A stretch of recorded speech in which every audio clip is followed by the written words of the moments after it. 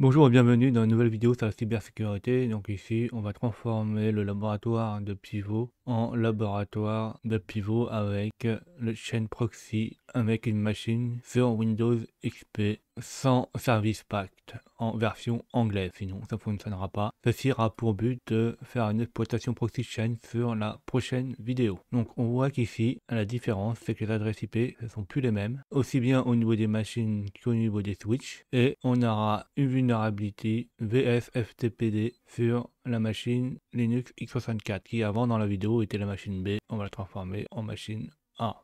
Donc la première chose à faire, c'est de configurer les deux switches. Donc on va dans outils, là on a les différents onglets Host Only Network, NAT Network, Cloud Network, on va faire NAT Network et on va modifier les adresses IP. Donc la première plage est en 10.10.2.0. Donc là, on va mettre 10, 10, 2, 0 et 24. Alors, le DHCP n'est pas obligatoire, on peut le désactiver, hein, c'est pas de... ou l'activer, ça n'a pas d'importance. Tout pas quitter, on clique sur appliquer pour appliquer les modifications. On fait la même chose pour le Twitch 2, on le met en 10.9.1, donc 10.9.1.0 sur une plage 24 et on applique. On va configurer les logiciels et les différents adressages réseau sur la première machine, donc Kali. Donc avant de faire quoi que ce soit, il faut configurer la bonne interface réseau. Donc on va dans configuration, réseau, on vérifie bien que c'est en réseau NAT et qu'on est bien sur le switch 1. Une fois que ceci fait, on démarre la machine. On se connecte et on configure la bonne adresse réseau. Donc là, vers le symbole en forme de port réseau, on fait clic droit, on fait Edit Connection, on va dans Wired Connection 1, on clique sur le petit trou, on va dans IPv4 Setting et là on modifie l'adresse. Donc l'adresse c'était en 10.10.2.6. Donc on fait 10, 10, 2, 6 et le gateway c'est plus la bonne, il faut la changer. Il faut la mettre en 10, 10, 2, 1. On sauvegarde la configuration en cliquant sur Save et on redémarre le service réseau. Donc on fait clic droit, on désactive la connexion en cliquant sur la coche Enable Networking et on reclique sur Enable Networking. Et attend que ça se connecte. On ouvre un terminal et on regarde si le réseau a été configuré. Donc on fait IPA. Donc là on voit bien qu'on est en 10, 10, 2, 6 sur 24 bits. On peut essayer de pinguer sur internet pour voir que ça fonctionne. Là, il n'y a pas de problème, ça fonctionne. Dans cette machine, on aura besoin de plusieurs logiciels. Donc le premier logiciel qu'on aura besoin, c'est MetaExploit. Donc on fait MSF console K pour voir s'il démarre. Et là, on voit qu'il démarre. Donc ça fonctionne. On regarde s'il y a Proxy Chain qui existe. Et là, Proxy Chain existe. Donc là, notre machine est prête, est configurée. Maintenant, passons à la deuxième machine. Donc la deuxième machine, comme on a dit, c'était la Debian B qui possède le VS FTPD en tant que vulnérable. Donc on va renommer la machine qui ne nous sert plus à rien. Donc on peut mettre Hold et on va renommer la machine Debian B en A. Donc une fois qu'on a renommé les machines, là il faut configurer les réseaux de Debian A, les cartes réseau de Debian A, car vu que c'est une machine pivot, elle a deux interfaces réseau. Donc il faut activer la deuxième carte réseau, les switches. Donc on va dans configuration,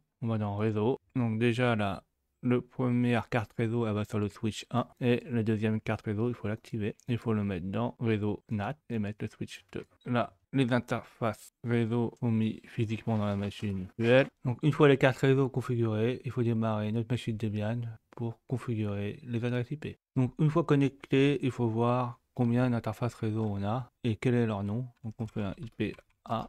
Donc là on voit bien qu'on a un ENP0S3 et ENP0S8. Donc on a deux interfaces avec des noms différents. Donc on va modifier les adresses IP, le masque et les gateways à partir du fichier etc network interface avec nano. Donc on fait nano etc network interface.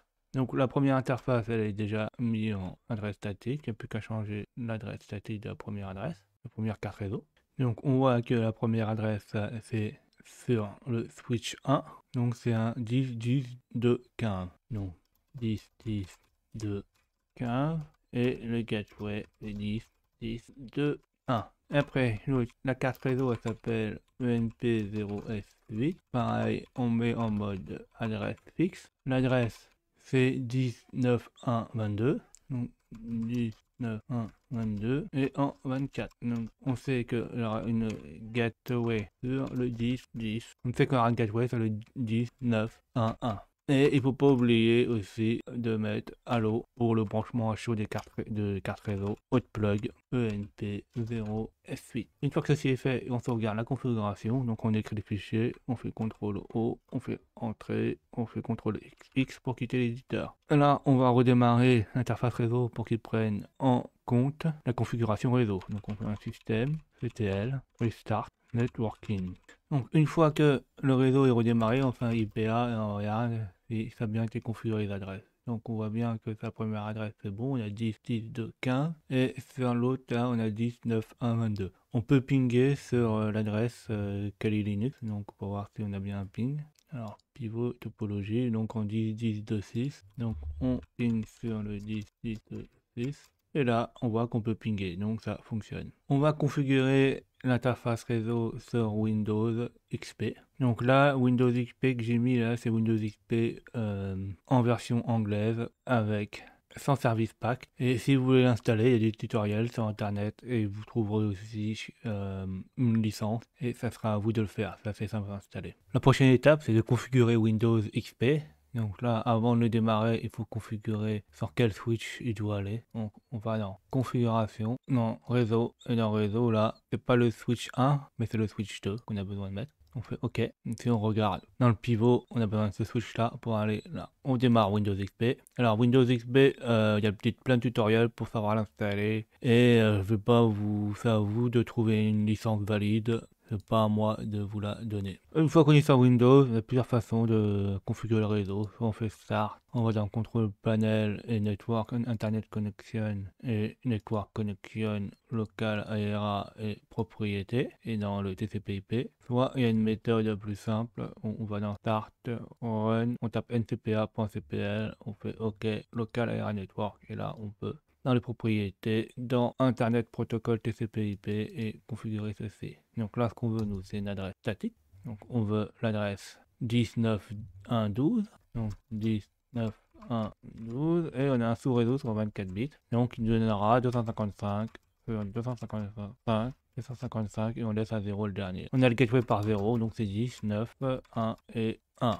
Et là, on peut mettre un gateway valide, par exemple 8, 8, 4, 4 avec Google. On fait OK, on attend que ça configure, et on regarde si ça a bien été configuré. Donc on clique sur Command Prompt, Start Command Prompt, et là on fait un IP config, et là on voit qu'on est bien en 9, 10, 1, 12, avec le bon masque et la bonne gateway. Donc on peut faire un ping vers Google, ou à un autre réseau distant pour voir s'il y a bien Internet. Donc là le ping répond bien, et on doit faire un ping aussi sur la machine pivot. Donc la machine pivot qui a une adresse 10.9.1.22. Donc on va faire ça. Donc 10.9.1.22. Donc là, ça communique bien. Donc là, on a fini la configuration.